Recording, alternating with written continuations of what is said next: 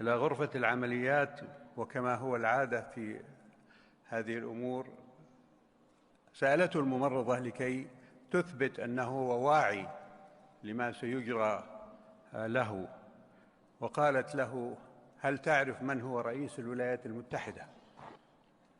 فرد عليها رحمه الله قال لها: سأبلغك بذلك إذا بلغتيني من هو ملك المملكة العربية السعودية.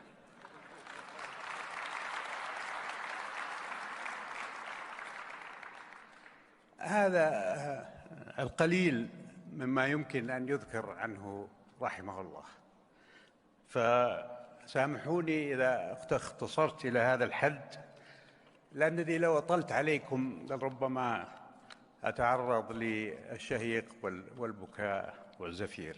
فالحمد لله على وجودكم معنا، والحمد لله أنه خلف ذرية صالحة